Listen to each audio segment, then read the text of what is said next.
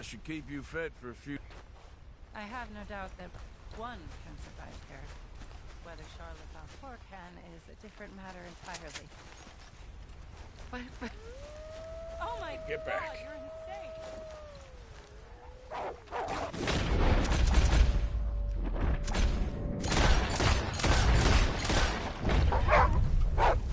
Not a damn bullets!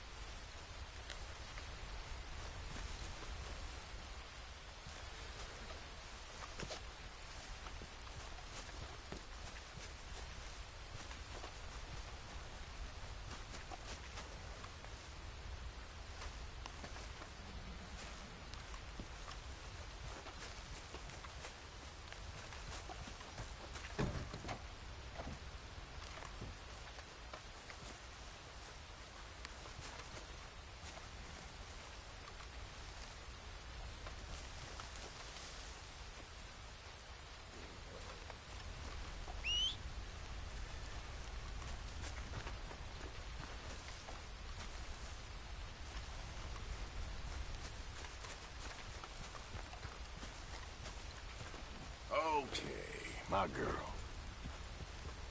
Yep.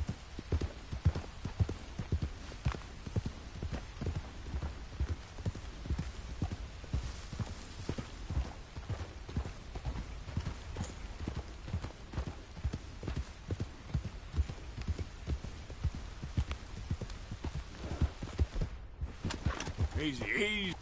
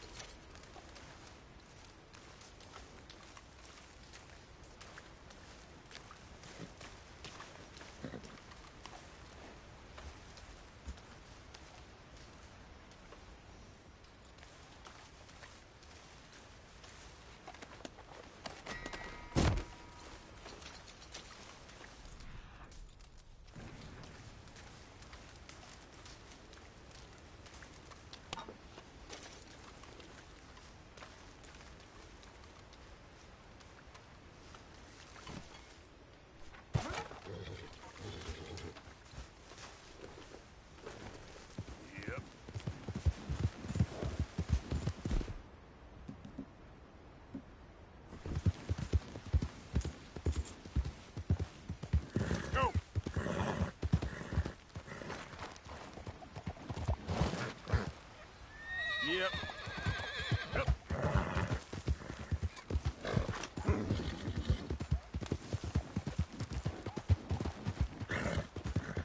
Whoa, back.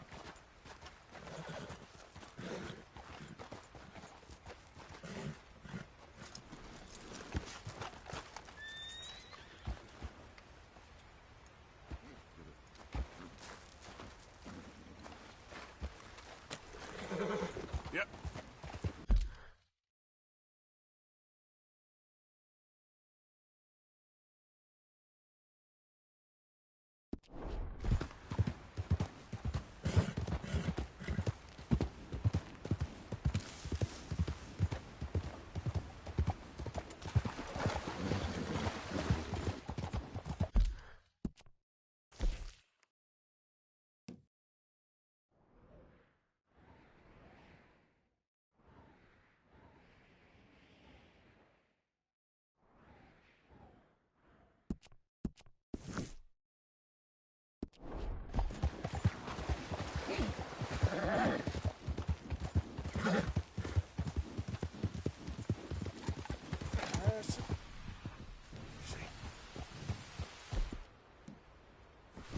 Yeah.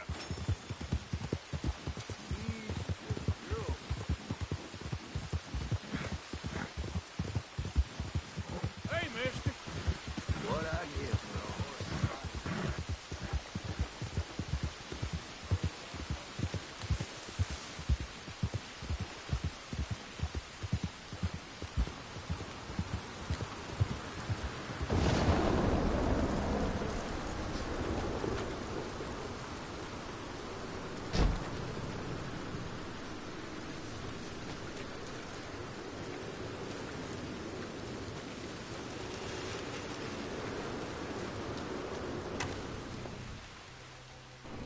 Hello? Is anybody here? Hello? If you are here to rob me, I wish to make... You have the detector in your hand.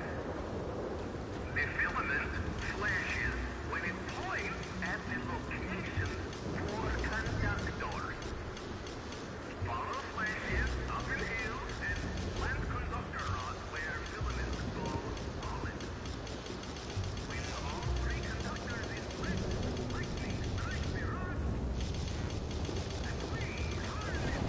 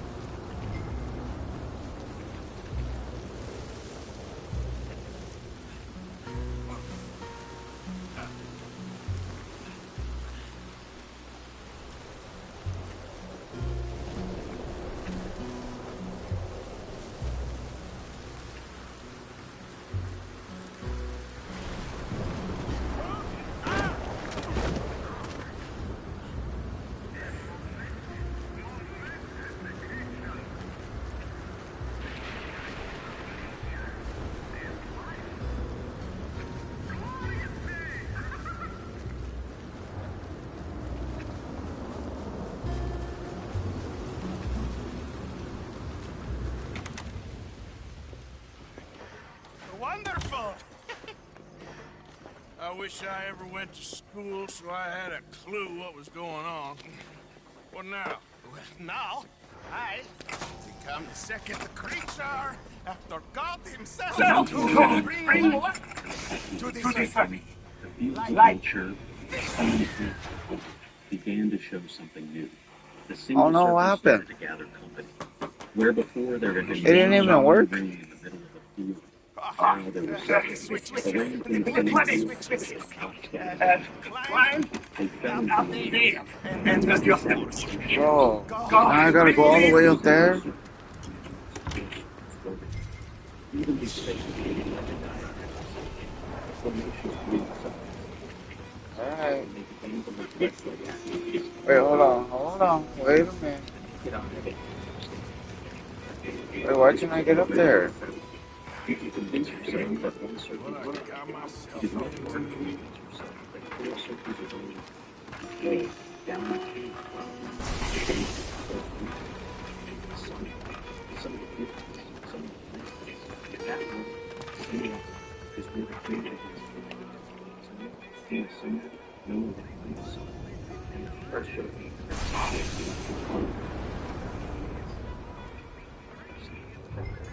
the AI saw this shit too, and it did not shrug it off. It meant Just tell me, what's every one of these things to pull? rings were circles commanded by humans. The first piece of symmetry, or the left side of the right side, the top of the screen. These were not other symmetries. They were the first. I don't know how I just got that, but I got it.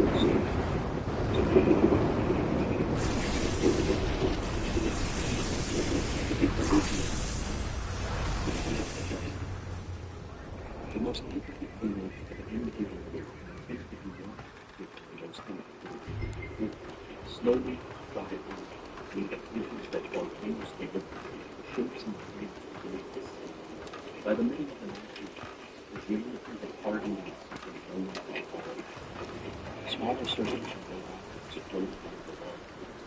They were attached, joined by narrow polygons of black. Some lines that resembled rainbows. Sure. Rings appeared as Second well. time lucky, yeah? One inside the more like their heavy 7,000. This is my life's work. It is incredible. There was no pressure, no tearing, no gradual change. There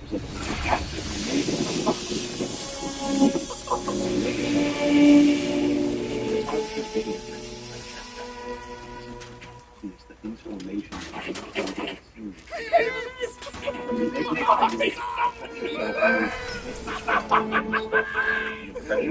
What is?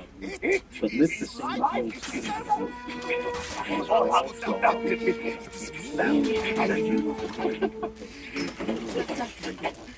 that single fact troubled the concept more than almost anything else.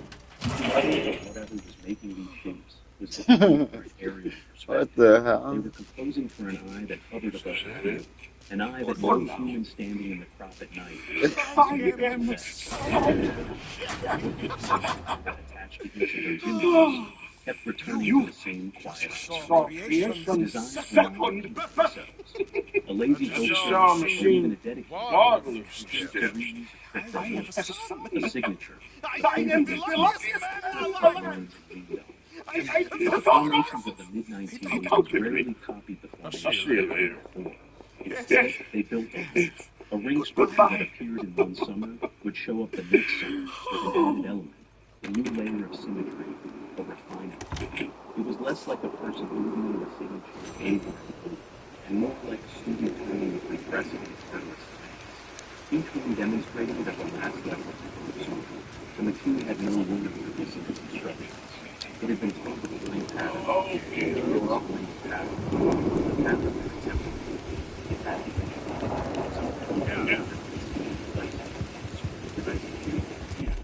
The analysis had begun to describe something that behaved less like weather and more like will. Then the media arrived, and the phenomenon stopped being a rural curiosity and became a national fascination. Newspapers ran aerial photographs across full pages. Reporters drove out to Wiltshire at dawn, cameras ready, hoping to be the first to a fresh formation. And with the cameras came the theories, all of them competing for the same headline space.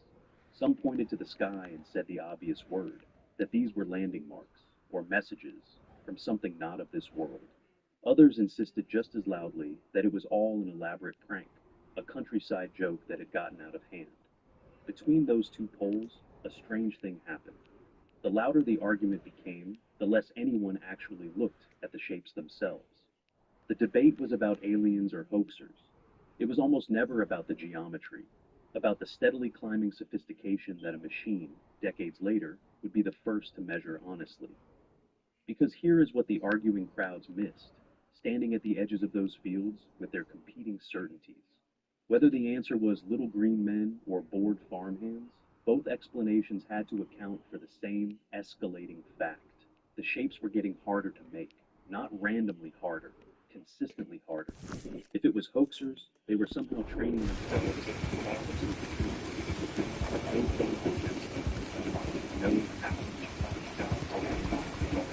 no learning curve physical problem.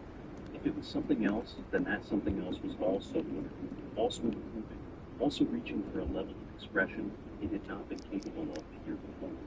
The AI, decades removed from all of that, had no it simply followed the projectile. Late 1970s, single circles, near zero information content, shapes a child would sketch. Early 1980s, multiple circles in arranged fields, the first symmetry, the first evidence of composition. The middle to late 1980s, connected structures, concentric rings, formations built on an aerial effect, and refined from one season to the next. The line on the machine's internal graph was not flat. It was not jagged. It rose. It climbed with a steadiness that statisticians reserve for the process of building a mechanism, an intention, a hand on a dial slowly turning up. But it was here, at the close of the 1980s, that the researchers noticed the graph do something they hadn't expected. The rise did not just continue, it steepened. The gap between one year's most complex formation and the next year's most complex formation stopped being a small, polite distance. Whatever curriculum the students were following, the lessons were coming faster, and the student was accelerating. They looked at the numbers, looked at the curve bending upward towards the turn of the decade, and one of them said out loud, the thing the whole team had been circling for weeks. If this trend held, if the shapes kept climbing at this rate, then something was about to happen in the field that would make everything before it look like a warm-up.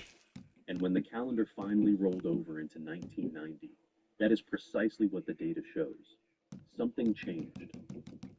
1990 is where the machines could look at it and imagine a slow apprenticeship, a gradual mastering of the craft, whatever the craft was. But the year the decade turned, the line did not step up. It left. The AI, which had spent thousands of images building quiet expectations for what the next season should be, encountered a formation that violated that expectation so completely that the algorithm flagged it as an outlier before it flagged it as anything else. The researchers gave this phenomenon a plain, unglamorous name. They called it the complexic threshold. Everything before it clustered in one, 3 elements, 4, sometimes 5, a range of air, but a range of reach. A determined team with boards and nodes and always could, in principle, produce something in that band, and hope no one looked too closely at the form. But the formations that began appearing around 1990 did not sit back there. They sat far above, 15 distinct elements. Nested shapes locked inside other shapes, each holding a precise angular relationship to the last. Symmetry maintained across an entire span of the field, with no measurable drift, no wandering, no place where the pattern quietly built up and got sloppy in the dark soil where no one would check. And the strangeness was not only in the size of the jump. Researcher brings complex than before, but not yet fully advanced.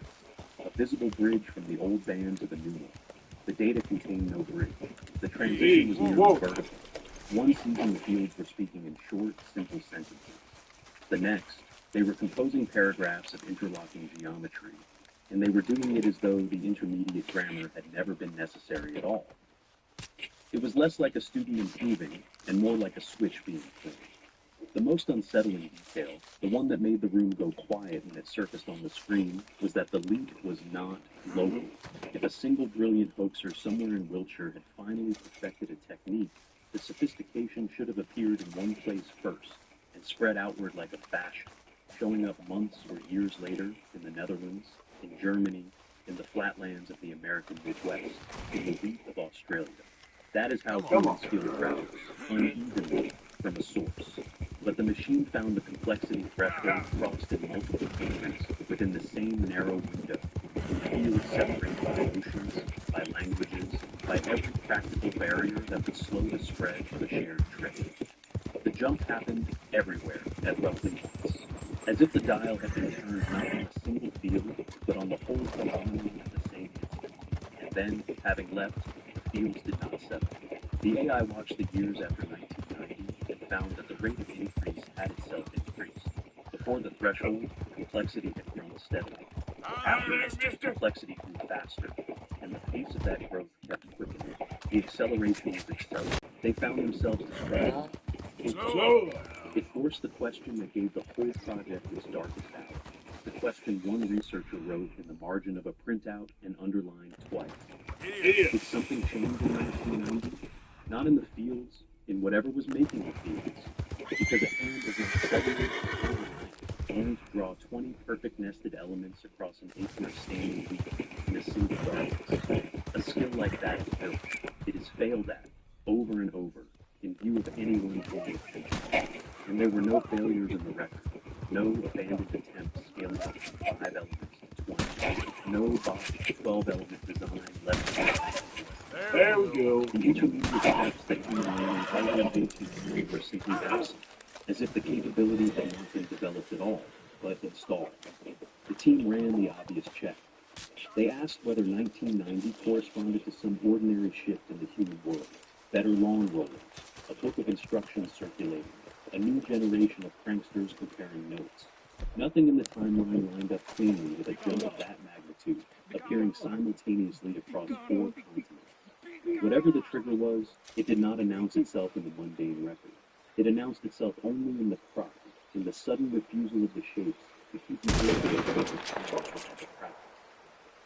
stems bent, not broken, at the growth nodes, as the earlier physical studies had already whispered. Soil that, in some simple formulations, held tiny magnetic grains and a sudden wealth of crystal structure, the kind of signature that turns up where intense, rich energy has passed through matter. Fields with no path in and no path out. And now, layered on top of all of it, a mathematical fingerprint the machine could not ignore. Designs that carried the golden ratio in their proportions. Fractals that repeated themselves at shrinking scales the way a coastline or a fern does. And, most disquieting of all when it first appeared on the analysis dashboard, arrangements that resolved, when read as a sequence of present and absent elements, into strings of ones and zeros. Binary. The rawest alphabet there is. The one a species uses when it wants to send information to something that shares no language with it at all, and needs a code so simple that even a stranger can crack it. The AI did not know what the binary said. It only knew, with the flat certainty of arithmetic, that after 1990, the fields had begun to look less like decoration and more like a channel.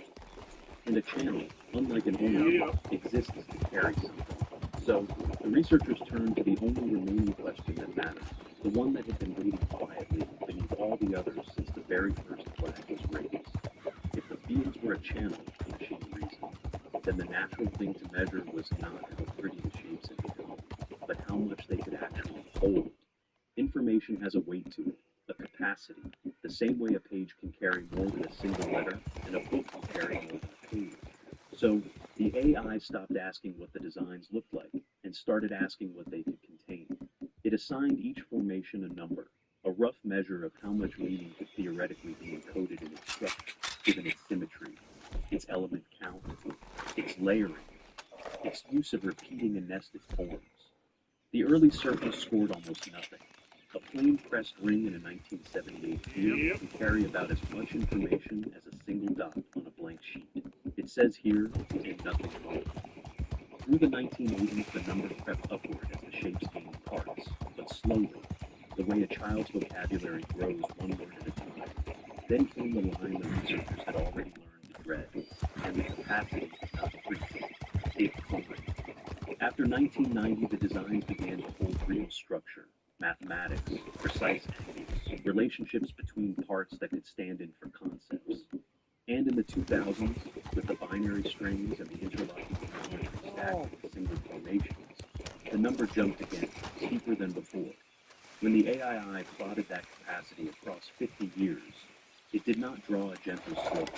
It drew a curve that bent upward and kept bending, the unmistakable shape of something accelerating, not adding a fixed amount each year, but multiplying, exponential. The same curve that describes a technology maturing, or a language passing a threshold from grunts to grammar. And because the machine had a curve, it could do the one thing that turns a mystery into a word. It could extend the line forward. The projection was quiet and specific, and it was the moment of being still.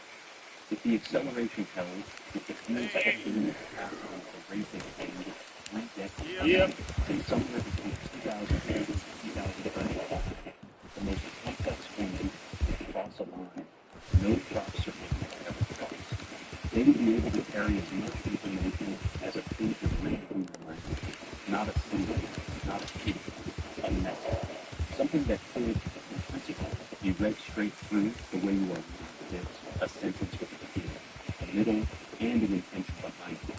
The AI did not say he would write it. That was never in the data, and the researchers were careful to believe it, not to pretend otherwise.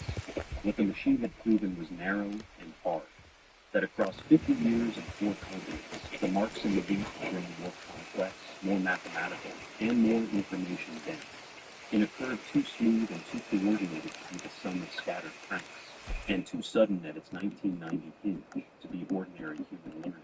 The pattern was real. The pattern was rising.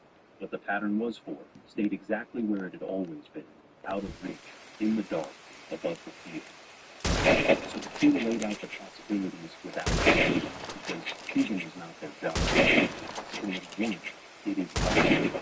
A hidden, patient, exclusively organized human project, running for How can I get in there? exceeding the field with escalating geometry for reasons no Bro. professionals Do I have to blow that the up or bent what? nerves, missing failures,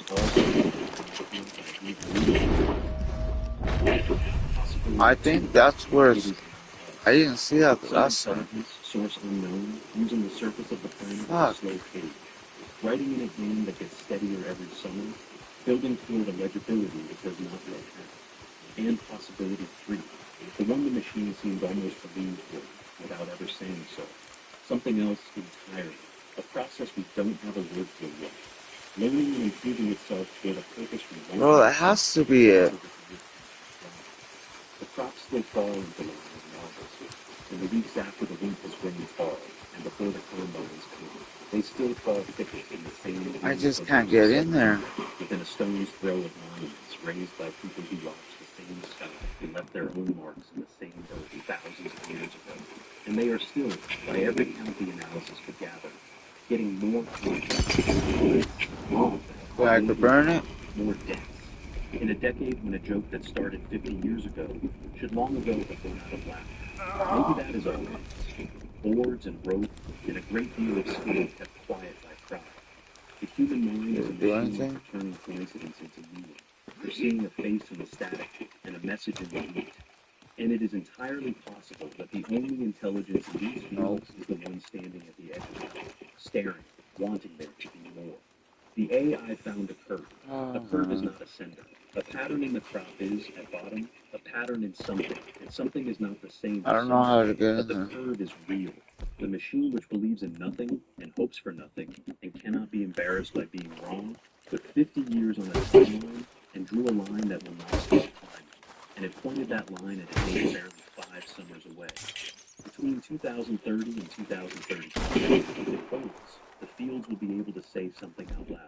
So here is the only question left worth asking, and it belongs to you. If a legible message does appear in a field, in binary, or in geometry, or in some code you haven't imagined yet, would you trust it enough to try to read it? Or would you be certain, all the way down, that some very clever person had simply written it there to fool you? Tell me below which one you believe. And subscribe, because the next data set the machine is chewing on Wait, is this my gator? Oh, it's not.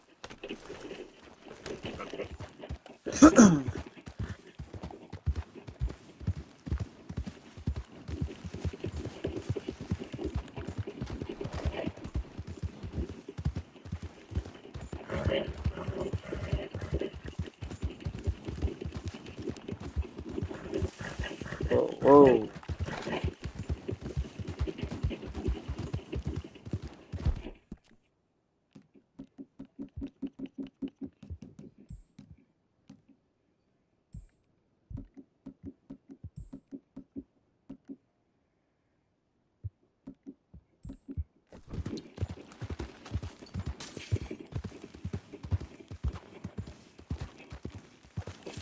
Yeah.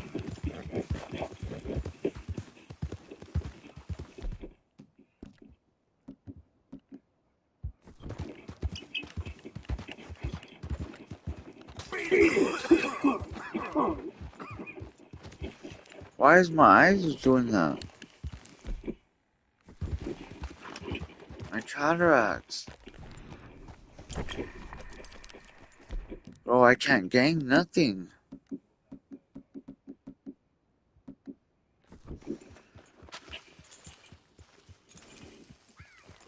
Oh, I'm about to die, dog.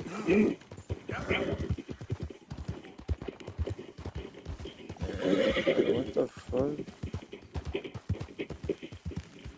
Easy now. This is the fourth one. Trail tree. And there's that one.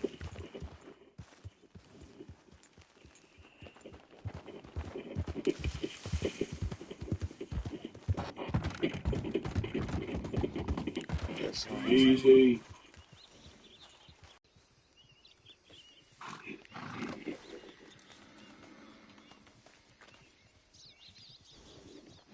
Paraglider is sucked up thousands and thousands of feet into freezing clouds. Myanmar earthquake shreds the ground, and from space, a red lightning sprite erupts above a storm. These are real events caught on camera that terrify scientists. On May 24th, 2024, Peng Yuzheng was testing some new paragliding gear when a freak updraft called a cloud suck pulled him straight up into the sky. He ended up 27,800 feet above the earth he was going. Without the compass, I wouldn't have known which way I was going. I thought I was flying straight, but in reality, I was spinning, he said. He tried to descend, but the updraft just kept pulling him higher. I wanted to come down quickly, but I just couldn't. I was lifted higher and higher until I was inside the cloud, he continued. At that height, the temperature can drop to minus 40 degrees, and Yuzheng thinks he may have lost consciousness at some point from the lack of oxygen. His accidental ascent nearly broke the world record for highest paragliding flight, a record set in 2007 by German paraglider Eva Wernerska, who was sucked into a thunderstorm and ended up 6 miles above Earth for about 45 minutes. In March 2025, Myanmar was hit by a 7.7 magnitude earthquake. For the first time ever, a rupture in the Earth's crust was caught on camera. The footage comes from a surveillance camera in Mandalay, the country's second largest city. At first, you could just see a property gate trembling as the quake starts, cracks forming in the concrete. But then on the right-hand side of the frame, the driveway literally slides along the ground. Scientists say this is the first time fault line motion has been recorded like this. California-based earthquake geologist Wendy Bowen told the media, "My jaw hit the floor. We have laboratory models of it, but all of those are far less complex than the actual natural system. So to see it actually happening was mind-blowing." Judith Hubbard, an assistant professor at Cornell, said she keeps rewatching it. "It's really kind of staggering to see a fault slide in real time, especially for someone like me, who spent years studying these things, but always from more remote kinds of data, like offsets after the fact or data recorded by sensors," end quote. The earthquake caused massive damage, even as far away as Bangkok, and tragically, around 3,700 people died. On July 3rd, NASA astronaut Nicole Ayers captured an incredible image of a giant lightning sprite stretching above a thunderstorm over Mexico and the southern U.S. She snapped the image from the International Space Station. This isn't an artistic rendering or anything. Just wow. As we went over Mexico and the U.S., this morning, I caught this sprite, Ayers wrote on X. She went on to say that sprites are, quote, TLEs, or transient luminous events, that happen above the clouds and are triggered by intense electrical activity in the thunderstorms below. With a great view of the clouds, so scientists can use these types of pictures to better understand the formation, characteristics, and relationship of TLEs to thunderstorms, end quote. Sprites were first spotted by airline passengers back in the 50s, but they weren't photographed until 1989. Researchers still aren't sure why some storms produce them, while others don't, but seeing them from space like this, though, visually stunning. This is footage of an exploding ant. Yes, this is a real thing. Exploding ants are a group of ants with a very dramatic defense mechanism. Their colonies typically live in trees, and how these things get their name is for their ability to sacrifice themselves for the greater good of the colony when threatened by predators. Kamikaze ants would also be a great name for these things, nickname anyway.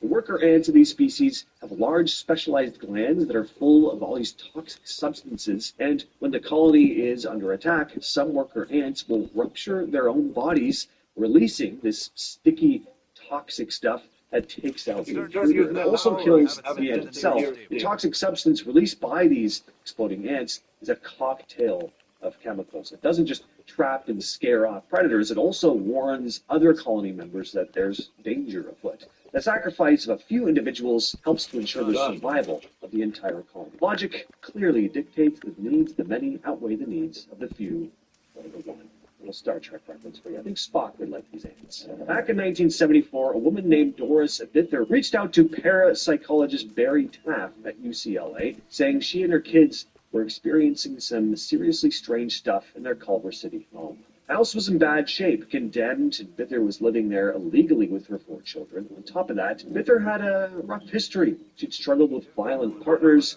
and substance problems, and had a pretty traumatic childhood. But she claimed that invisible entities had attacked her. Taff and his colleague Carrie Gaynor visited the house multiple times over 10 weeks, starting on August 22, 1974. They reported what they called poltergeist activity, objects falling off shelves on their own, cold spots, bad odors, strange lights. The intensity of these events seemed to fade over time, though. They were also sometimes joined by a friend of Bither's who said she could talk to spirits, plus various people connected to the UCLA lab, but only Taff, Gaynor, and Bither described anything unusual themselves. And they took photos with a Polaroid and a 35mm camera that had become pretty well known in paranormal circles. Taff believed there was a genuine haunting going on here, and these images just the tip of the iceberg. On the island of Åland in Sweden sits the ruins of Sandby Fort, an Iron Age ring fort. For centuries, locals avoided the site, whispering that it was cursed. Archaeologists now know why. Around the late 5th century, the fort's entire population was slaughtered. Excavations revealed families killed inside their homes, skeletons lying where they fell. Nothing was looted. Weapons, jewelry, even livestock were left untouched, as if attackers wanted the place to remain frozen in time. For more than 1,000 years, no one resettled the fort. It became a literal ghost village, avoided by locals who sensed something unnatural had happened here. To this day, we don't know who carried out the massacre or why. All that remains is an eerie silence, as though the land itself remembers the horror. The early 20th century brought one of the coldest rivalries in history. Who would be the first to reach the South Pole? 2 men led the charge, Norwegian Roald Amundsen and British explorer Robert Falcon Scott. Amundsen's team used dog sleds, moved quickly, and planted the Norwegian flag at the pole in December 1911. Scott, however, took a slower route with ponies and motor sledges. By the time his team arrived in January 1912, they were devastated to find the flag already there. The return journey was a nightmare. Facing frostbite, starvation, and blizzards, Scott and his companions all perished in their tent, just 11 miles from a supply depot. When their frozen bodies were discovered months later, Scott's diary told the grim tale of their slow decline. The South Pole race became not just an adventure story, but a real tragedy that reads like the climax of a survival horror novel. In 1897, Swedish engineer Salomon August Andre had a bold idea. Why not drift across the Arctic Ocean in a giant hydrogen balloon? He believed it would be faster than sleds and safer than ships. Spoiler alert, it was not. Andre and his two companions launched from Svalbard, Norway. Almost immediately, the balloon began leaking gas and crashing into the icy wasteland. For weeks, the three men stumbled across the Arctic, leaving behind eerie journals describing frostbite, exhaustion, and desperation. They eventually disappeared. Their remains weren't discovered until 1930, more than 3 decades later, perfectly preserved along with their photographs and diaries. The recovered records read like a horror story written in real time, the optimism of a bold plan unraveling into tragedy under the endless polar night. Not all horror stories are disasters. Some are deliberate. In the mid-18th century, the Qianlong Emperor of the Qing dynasty in China gave a chilling order: the complete extermination of the Zungar people. The Zungar, a Mongol ethnic group living in what is now Xinjiang, had resisted Qing rule throughout repeated uprisings. Finally, the emperor declared that the Zungar had proven themselves too troublesome to be allowed to live. He commanded his generals not to accept any surrender, claiming that any plea for mercy was just a trick. What followed was a campaign of extermination that wiped out much of the Zungar population through killings, famine, and disease. Modern historians describe it as one of the clearest cases of genocide in early modern history. Oh, man. Entire communities were erased from the map. You guys always come and try to find me all the time. Picture this. It's the 1920s and no one has ever stood on the roof of the world. Before oxygen tanks, high-tech gear, or GPS mapping, the first climbers to attempt Mount Everest faced a mountain that might as well have been another planet. In 1924, George Mallory and Andrew Irving made their infamous attempt. They were last spotted climbing high on the northeast ridge, less than 1,000 feet from the summit, before clouds swallowed them whole.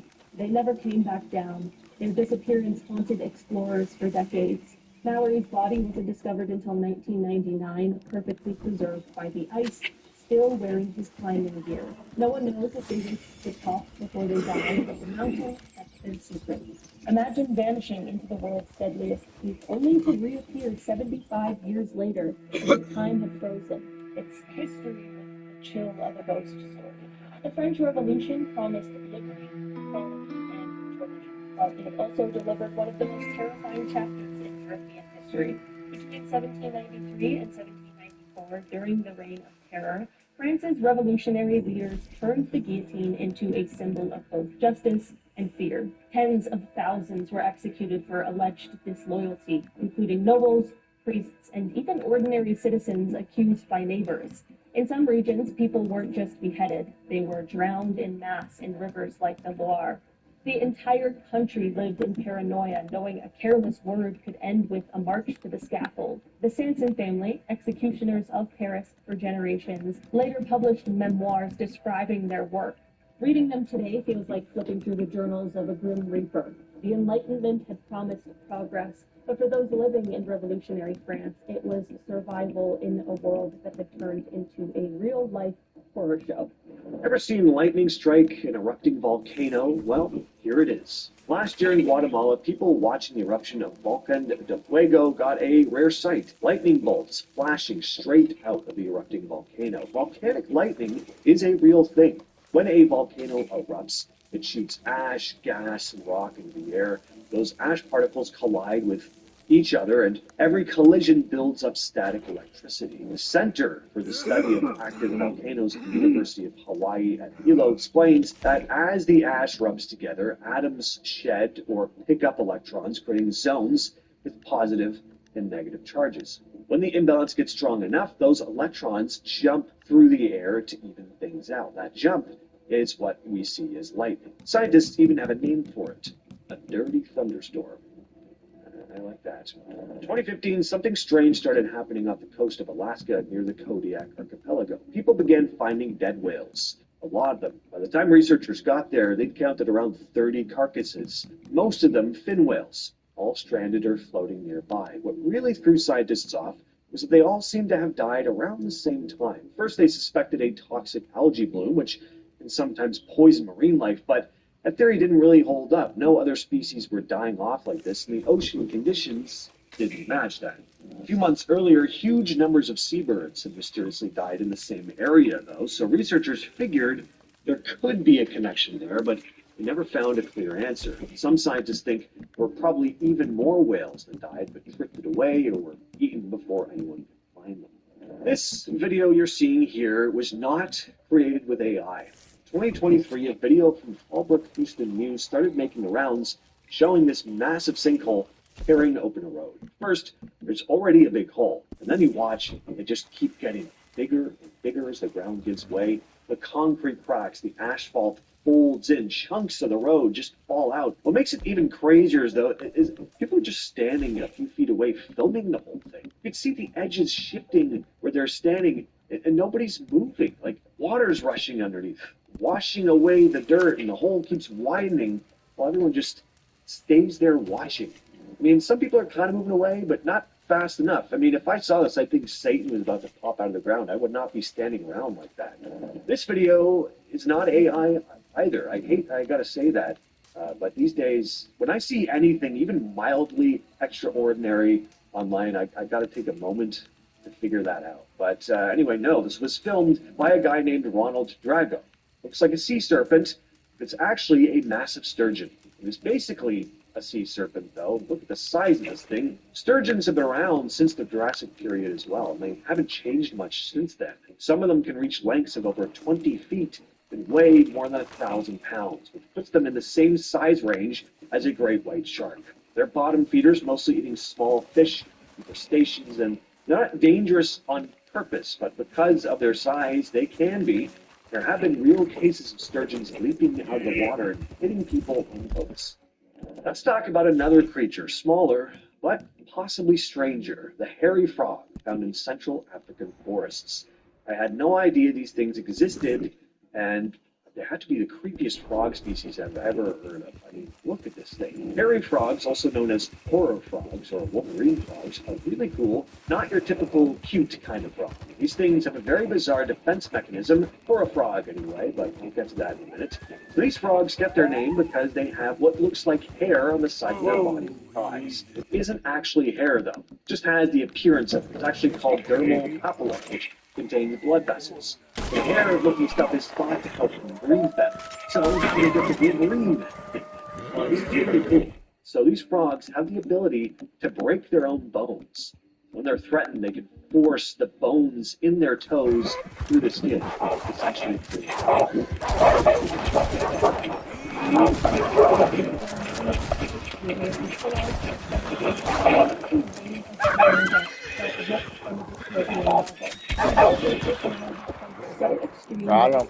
Got him. The kings over people suffered under shortages of food, medicine, and even electricity. By 1989, the Romanian people had had enough. Protests erupted and Ceausescu tried to rally the crowds with one last speech. And instead of cheering, they booed him on live television, a sound he had never heard before. Within days, Ceausescu and his wife Elena were captured. On Christmas Day, they were put on trial by a hastily formed tribunal, accused of crimes against the people, and executed by firing squad. The fall of his regime was sudden, shocking, and chaotic, like the abrupt end of a dictator's horror story playing out on the world stage.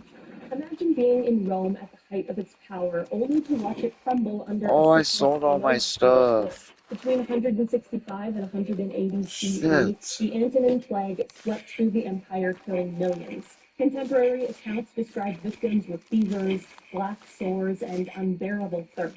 Whole towns were depopulated. Soldiers died by the thousands, crippling Rome's legions. Even Emperor Marcus Aurelius couldn't escape its grip, recording in his writings how the empire itself seemed. Alright, let's go. Historians debate whether it was smallpox or measles, but either way, the Antonine Plague left Rome reeling.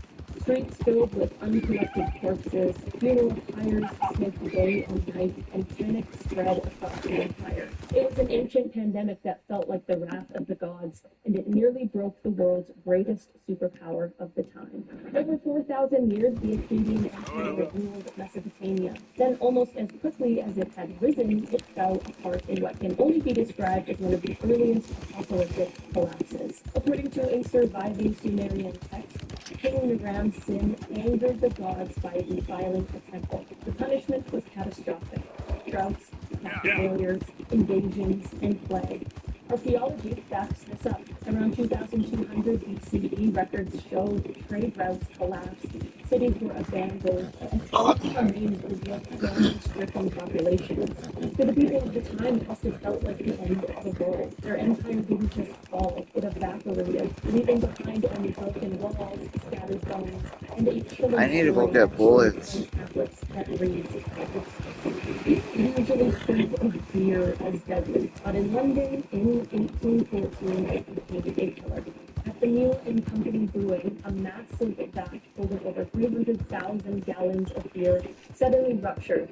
The waves that followed tore through nearby streets, walls and filling cellars.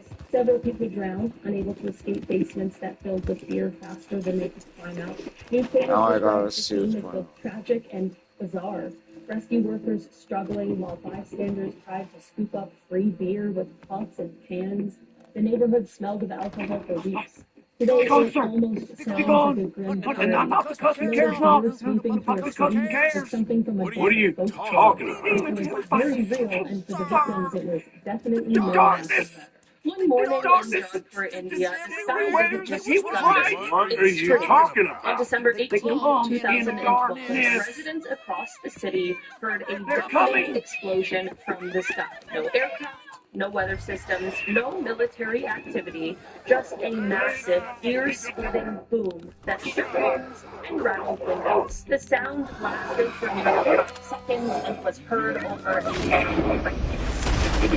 scientists, meteorologists, and even defense agencies investigated and came up with no activity, no sonic booms, no atmospheric anomalies. Some compared the sound to what was heard before meteor impacts, except no data was ever found. To this day, no one knows what caused the Jodhpur boom. There's a river deep in the Amazon that literally boils alive anything that falls in it, and it shouldn't exist. Located in the Peruvian rainforest, the river reaches temperatures up to 200 degrees Fahrenheit or 93 degrees Celsius. That is hot enough to kill small animals instantly. What's bizarre is that boiling rivers are typically found near volcanoes or geothermal spots. This one isn't near either. On Thursday, so studies no volcanic local legends speak of the river being sacred, protected by spirits. Scientists are still baffled. What heats this water so intensely remains a mystery. Lightning is supposed to strike downward, but in Oklahoma, it decided to go up on a stormy May evening in massive aircraft captured some shocking lightning shooting from the cloud top of space. These are no means even after multiple recordings, scientists still can't fully explain how only these lightning 50 miles out. They behave nothing like typical lightning and challenge everything we thought we knew about electrical storms. I told you there's a place on Earth where lightning strikes out to 260 nights a year for 10 straight hours a night. That is a big moment. We love lightning. This freak weather system produces more than 1 million lightning bolts a year, and it's been going on for centuries. What causes it? Well, that's the puzzle. Scientists have a few theories. Heat, moisture, mountain ranges, but now we can explain why it's this intense and this consistent. It's like Earth's own version of a haunted electrical storm.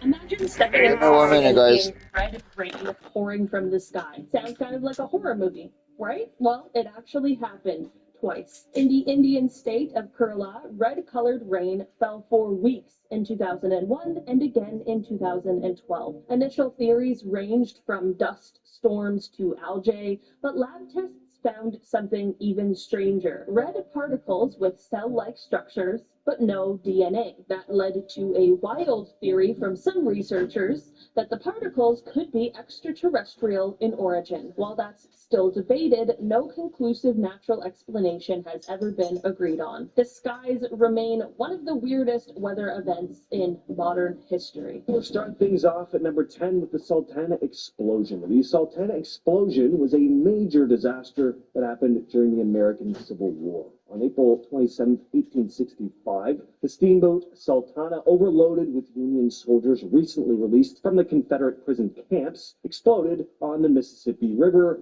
near Memphis, Tennessee. It is one of the deadliest maritime disasters in U.S. history. The ship was designed to carry around 376 passengers, but on this particular day, it was carrying an estimated 2,100 people, including Union soldiers. All right, guys, do this. Get yourself home.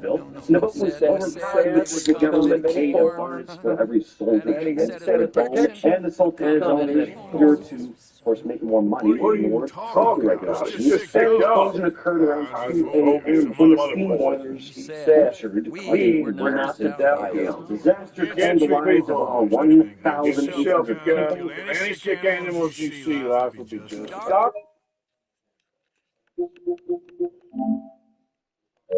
This has come for us. He was right. Who was right? I was.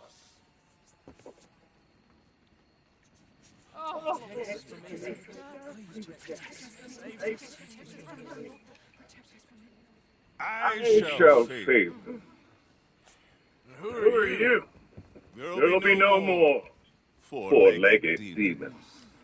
The curse shall change. The curse has changed. What curse? These poor people. I will save you. I just saved him, and it weren't no curse. Just sick dark charm.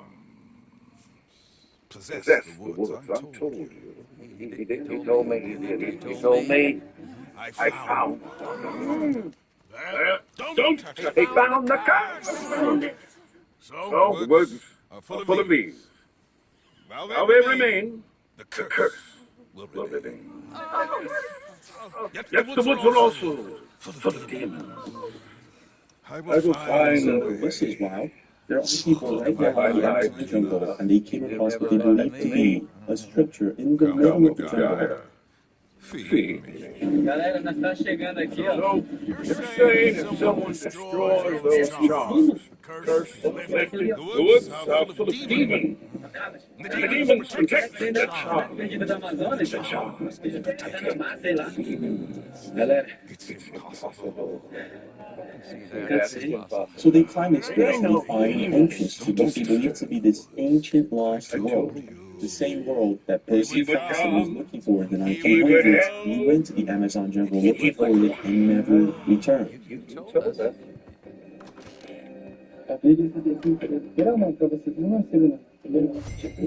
And there's something weird going on inside this place.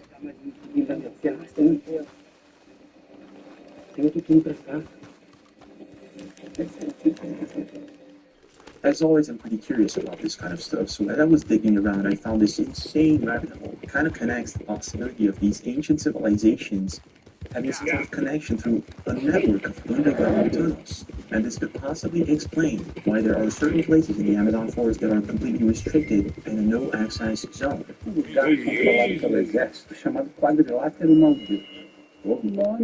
The question is if this lost city of the Amazon forest actually exists, and if it is somehow connected to other ancient cities throughout the world. Who built this? An advanced civilization? Possibly aliens?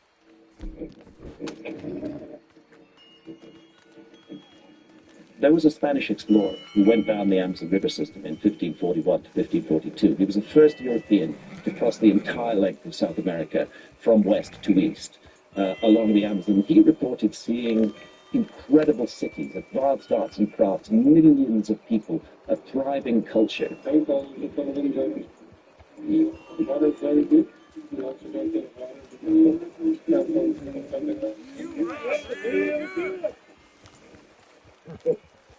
Now, of course, this is just an example. Now that we have LiDAR technology, we actually found massive structures hidden within the Amazon forest. This might all just change.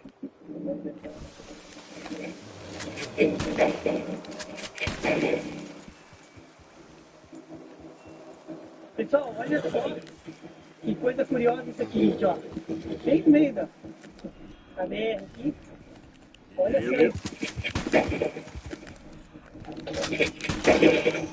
Cadeira da estrada, pessoal. So let's look into some of these divers found in the Amazon forest, if it has any strange connection with underground tunnels, Grand Canyon, ancient Egypt, Isso aqui, ó. Olha a Iliona aí. Estamos se aproximando. Toda vez que eu chego aqui perto, mano, tá é doido, é impressionante, velho. É muito... Ó, olha aí, galera. Nós vai tentar entrar aqui hoje, galera. Vamos ver se vai dar certo. There's something there. Já tá as pedras. Could be some sort of ancient construction. That's odd. Cadê?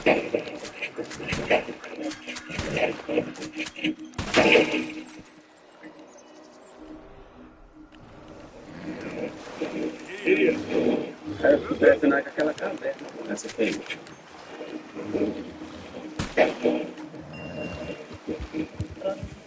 Whoa. So this is a video from JRE Live. This is the first time I think they came across this place. Ó a caverninha ali, ó. Caramba, mano, será que isso aí não é aquela cata na barra? Não sei não, a cidade perdida da Amazônia, cata na barra, sei lá. Ali é tipo uma entrada. Então, cara, é até lá em cima. Galera, é tipo um abismo, galera. Lá em cima, ó, deixa eu ver se eu consigo pegar pra vocês, ó.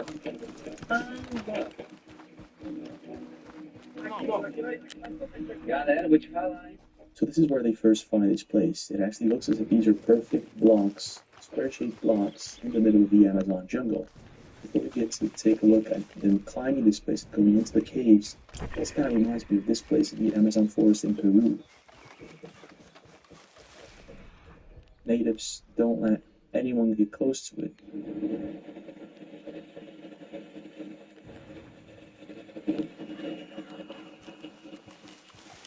I wonder where it's at. It's crazy. I can't find the other four.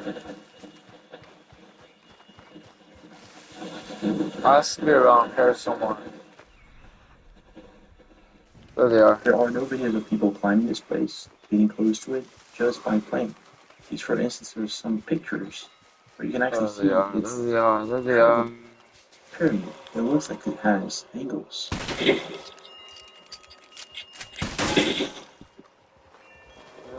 Three more. It actually looks like a perfect pyramid in the middle of the Amazon jungle. It's crazy. That alone tells me that there's something going on in the Amazon forest. So let's take a look and see part 2 of this video and actually coming across this place and try to find somewhere to climb it. Okay, one more. Vai mais ali na frente. E aqui, ó. Ali assim tem um desenho antigo na pedra. Ó. Tá vendo aí, ó? Duas orelhinhas pra cima. Caramba, velho. Yeah, so... Oh my gosh. This is like... I don't know if I should kill that guy or if I should just let him live, man. Well, I guess as treasure hunters, divers, it's like if they find something, they could actually profit from it, I guess.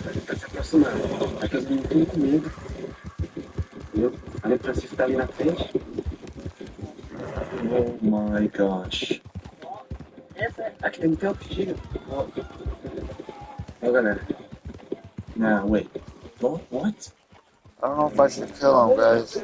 Eles fecharam a entrada, cara. Wait a second. Wait a second. What is that? Look at that. I helped with those dogs. Look at that. I've been seeing about this curse. Welcome, brother. Those charms out in the woods, they all been broken. One after the All other. of them? I could be wrong. Oh, I guess that's it for yourself. Vou tentar chegar mais ali em cima The darkness lifted. pra vocês I verem. see. Huh? Deixa eu virar aqui a câmera. Now, at this point over here, at the beginning of the video, as you can see, We're doing that? Hold on. at this You specific said clip of the video, we're going to place the camera towards these holes.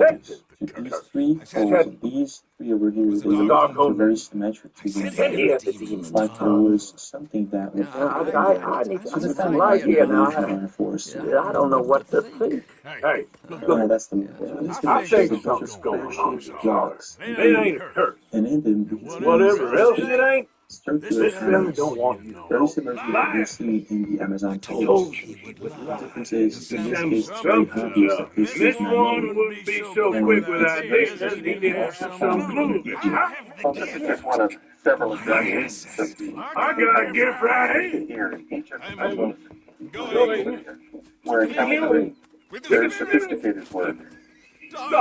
What should I do? Kill him? Should I kill him, guys? In this case, is this romantic pattern that we see in the Amazon forest. I'm not saying that this is man-made. Yeah, we It could be a coincidence. So let's find out. Eles fecharam a It's a entrada. dig. On the other side of the hill now. Aqui é a entrada, aquele amarelo. Eles conseguem filmar mais ou menos. Galera, Maybe I'll take a look at that. Whoa, wait. See some.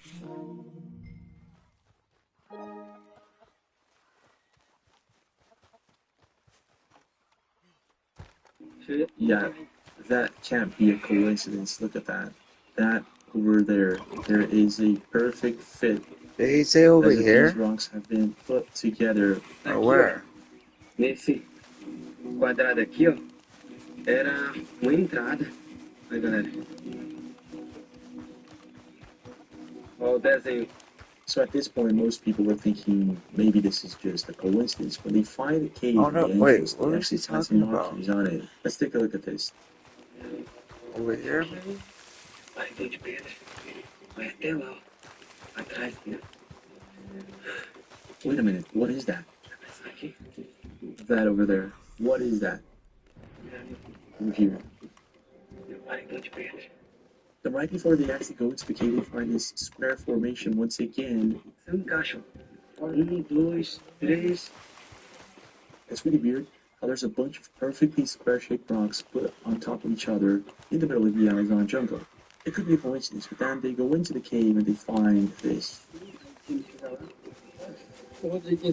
I don't know where it's set to go. Olha só, gente. Eu tenho. I can't see where it's at.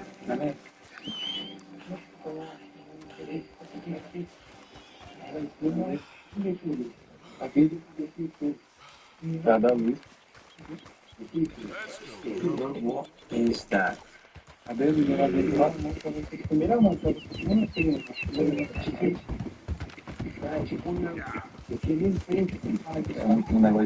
Hello, turkey. Damn, turkey. Yeah. We're gonna see if we can go across this river.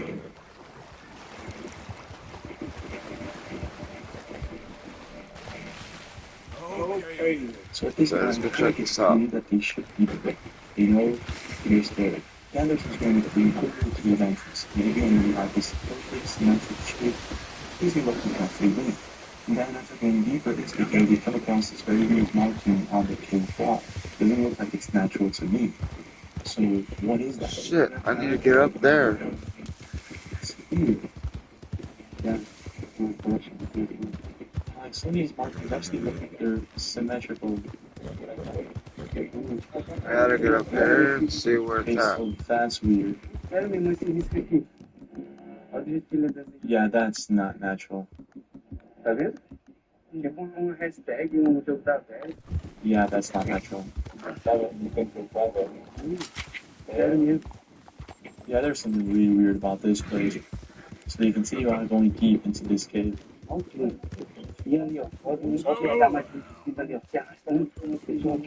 This is the dig. This is it. This is where the tree sent me. Oh my gosh. So at this point, it looks as if this place is no coincidence. It somehow seems like it was built, but it doesn't look like it was built by an advanced alien civilization. But even so, it looks like this is not some random place in the middle of the Amazon. I don't know why, but this cave kind of gives me the vibes that they're going to find one of those alien eggs inside. Now, thinking about that, it brought me to this video over here of 1973. Eric Anton Paul von Däniken would publish a book that would change the world. Because of this publication, Eric is thought of as the pioneering advocate of the ancient astronaut theory. He was solely responsible for bringing the ancient alien hypothesis to public attention. His book, Gold of the Gods, included extensive research regarding a lost and very ancient city buried beneath most of Africa.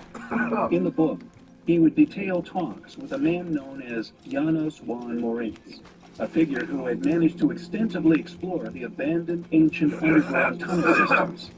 The entrance to this forgotten world is entered through the Cueva de los Teos, the Teos Cave. While exploring, Janos claimed to have stumbled across a secret passage which led to rooms filled with mounds of golden jewels and coins. So he apparently came across these statues and depictions of what is believed to be aliens in the ancient world. So let's look at this. There's a leak going into the river.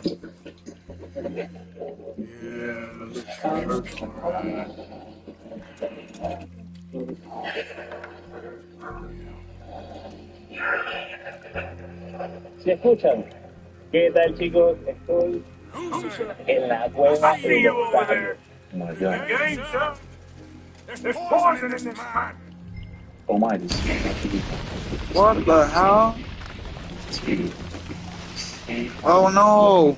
Leading to the same thing I get when these guys go inside this cave. So apparently there's this guy, Father Crespi. Oh my god, I'm gonna die. From this cave. I'm gonna end up like him.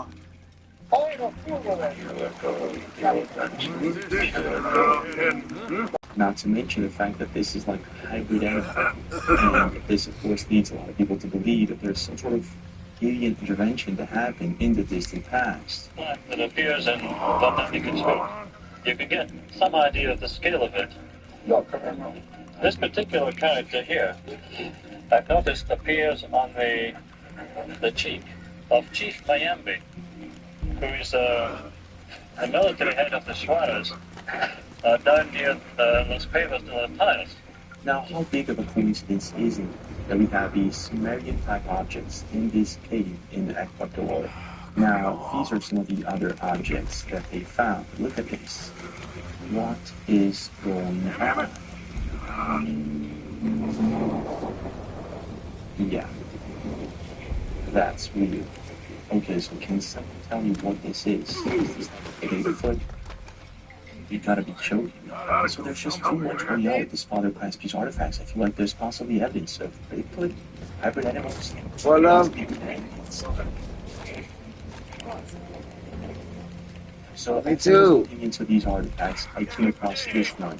This is a very special artifact that was found by a treasure hunter in Brazil while looking for Guatemala. You know, Watching this video, I thought it was fake. Then I realized that it was very similar to this Father Crespi artifact. I can't get up there. In just a few minutes, but I just can't shake the feeling of how similar Cave del Teos is.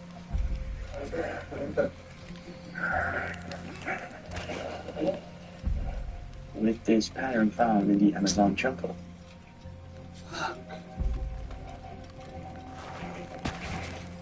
As I mentioned, in one of the tablets of my Father Crespi, I see what seems to be similar markings as the ones found in the cave in the Amazon jungle. Just like that one. Not a big one, just a little one. No, you put more hashtagging. It could be somehow connected to this lost city of the Amazon forest known as Ratanaba.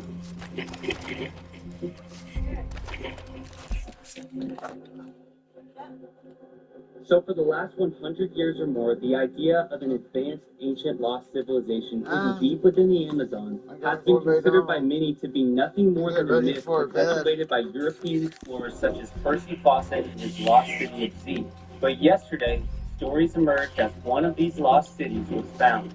Using LiDAR image scanning, a team of researchers flew over a remote part of the Amazonian jungle in Bolivia, where they found a sprawling ancient city complete with an entire water distribution system, monumental platform and pyramid structures, and also found in the area were more than 600 miles of man-made causeways and channels built by the ancient Amazonians. Wait a second, this pattern reminds me of something.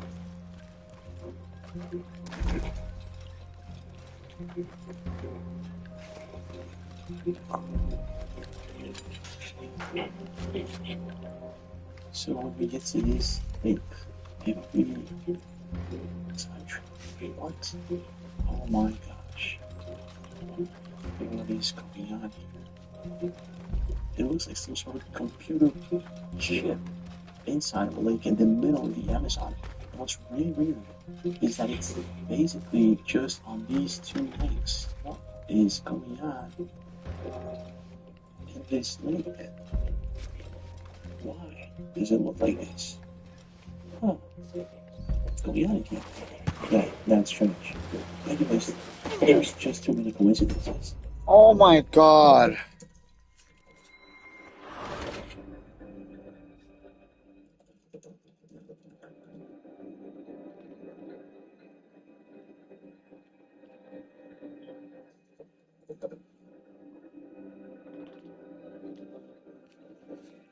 That one's the hardest. Could it be that there's some sort of connection between the Grand Canyon, ancient Egypt, the Mayans and the Incas, and this lost city of Ratanaba? Could it be that it's somehow connected to an advanced, unified civilization? Let's try to find out.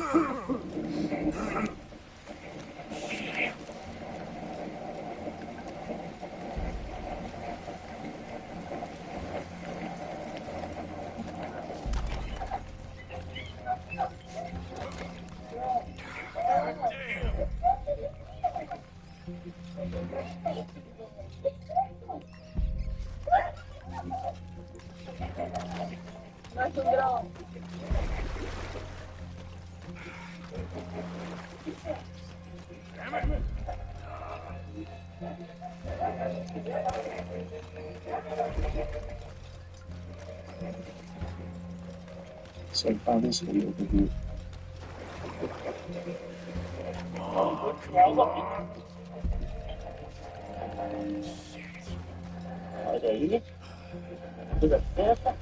A couple of years ago, Gio da Selva Aventuras found this object which is very similar to the one shown by Father Quesby.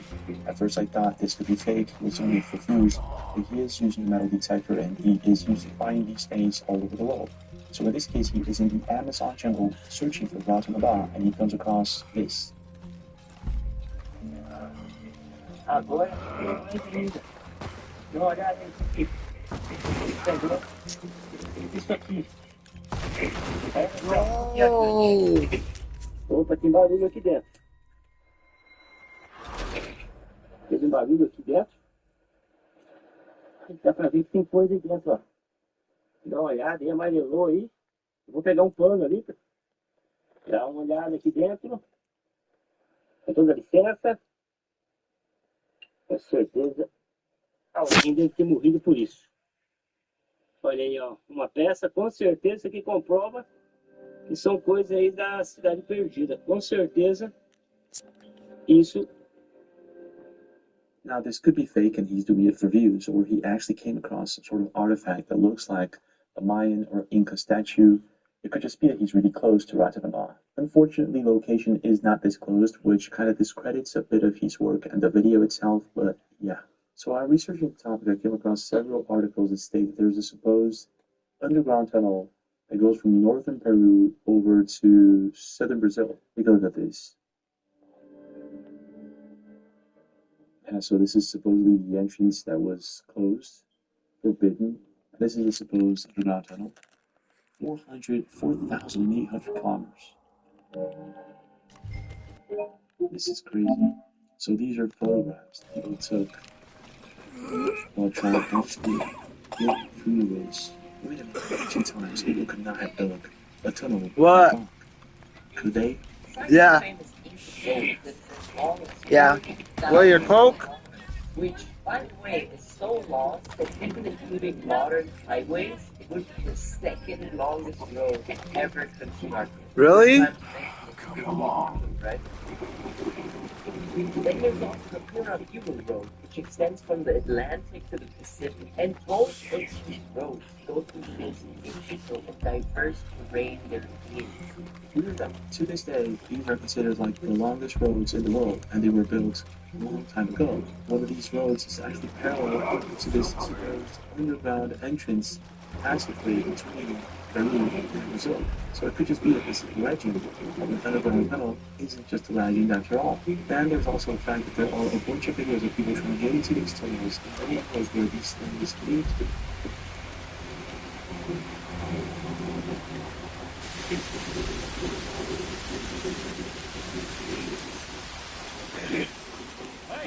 Pessoal, olha só. Coisa curiosa é o seguinte, ó. Tem mesmo. Olha só isso. A beira da estrada, pessoal. Imagina as costuras. Olha só. Provavelmente começaram a abrir, não encontraram nada e Eu sou preocupado.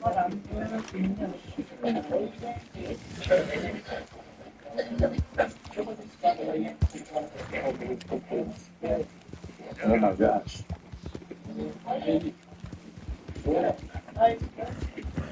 Okay, so here we have very similar rocks to the ones that we saw in ones up close. This is kind of interesting.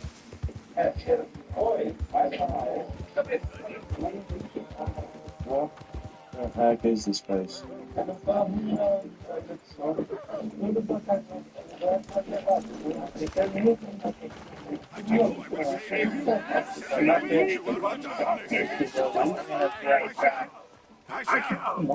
This was recorded with Machu Picchu, and as the video this person there's no evidence of the American in this video, but it is said that in this particular case, Machu Picchu can actually get to southern parts of Brazil through the tunnel. So, not sure. When I searched for more information on these mysterious tunnels, I came across this. This is all in Brazil, and there's a bunch of them. It's not just in 1 or 2 places. There's a bunch of them. He's trying to take over their land. That's what they're trying to do. No, we were all not to heed what you say. These things were not done by animals. They were possibly done by an ancient civilization. Is there any evidence of the search for this? He ain't gonna drink it because he knows it's poison. In the Amazon forest for quite a while, he explains that there are certain places more forbidden and no access to zones. He also talks about how there are poisoned in the Amazon forest. Você já pode ter uma ideia. É um lugar onde está muito estado leishmaniose, malária, febre amarela.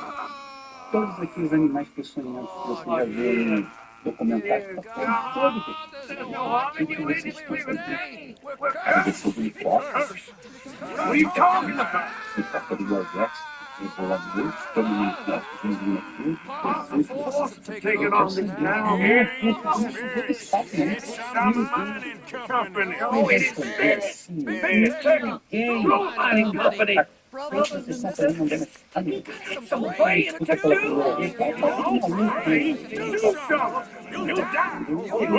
Just so it's all deal with. Now the minute we left the money, they can take it. You want it. Um exemplo, quando você coloca um óculos de visão noturno no rosto, você vê coisas que você não vê sem óculos.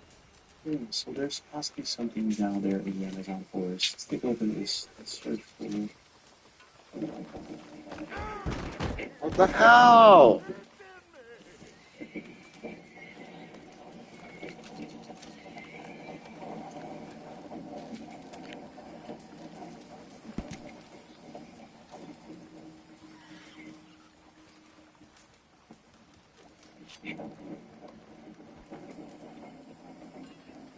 Yeah, see, he was there. He was trying to take their land.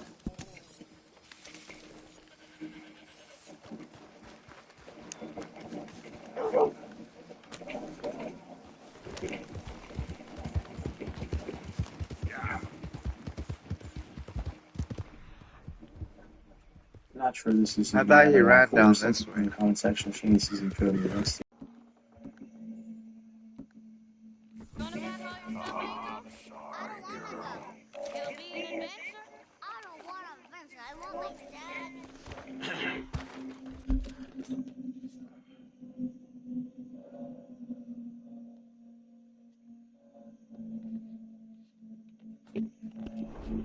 Mrs. Londonderry. Arthur's dead. I know. I'm sorry for it.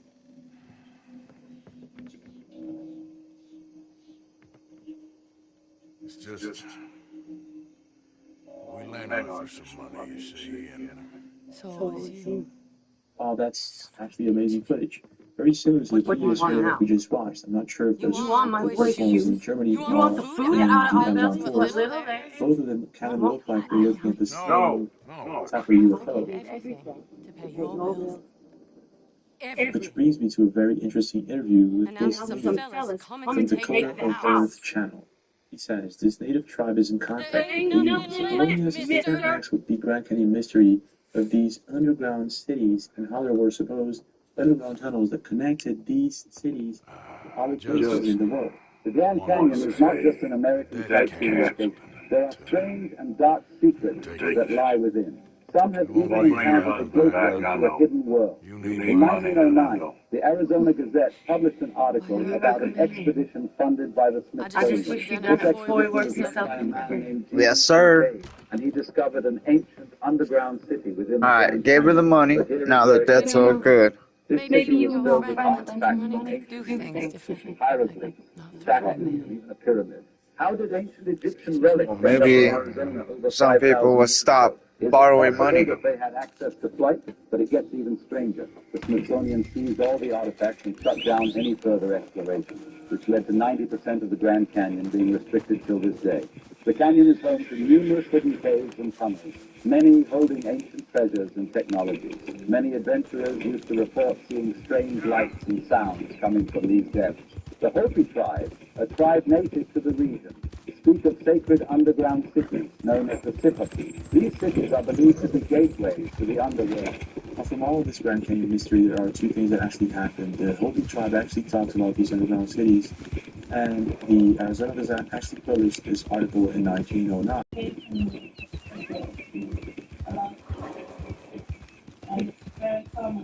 In contact with an outlet through taking like medicine or just normal? The example is for us is all the time. There's something about some people nobody knows how to repair. They go to him and when he drinks, they come to him and they tell him how to fix it. Easy, man. And Oh my dear Lord.